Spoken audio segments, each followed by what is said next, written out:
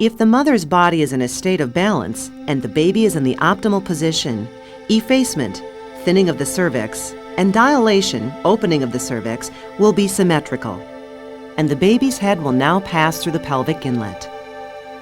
Now that active labor has begun, the baby's head will rest upon the mother's oblique pelvic floor muscles, which apply pressure to the side of the baby's head, specifically the temporal plates. As the oblique muscles force the temporal plates to fold together, the baby's neck muscles rotate his head toward his left shoulder and activate the primitive asymmetric tonic neck reflex. This will result in an elevation of the left shoulder, which then reduces the diameter of the upper torso. Ideally, the baby will turn his face toward the curved portion of the mother's sacrum, and the back of his head will line up under her pubic bone. The baby can now slide even further into the birth canal. Once he moves past two bony points inside the mother's pelvis, called the ischial spines, he will continue to turn another 45 degrees until the widest diameter of his head lines up with the widest part of the pelvic outlet, the vaginal opening. As the baby rotates through the birth canal, the contractile forces of the vaginal wall stimulate one side of his spine, which activates the primitive galant reflex. This results in hip flexion and a decrease in the diameter of the lower portion of the baby's torso, allowing the baby's pelvis to slip through the fully dilated cervix.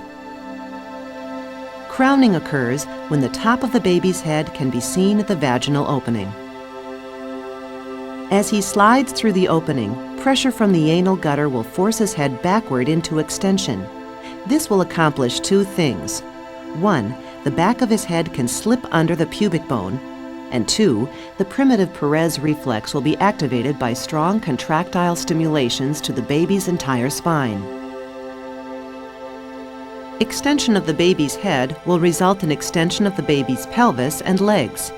That, along with the influence of the Perez reflex, will cause the baby to eliminate any remaining amniotic fluid from the lower urogenital tract.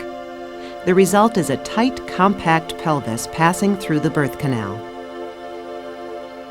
Extension of the legs and pressure of the uterine wall against the top of the feet will fire another primitive reflex that forces the baby to simulate walking, thus pushing against the top of the uterus.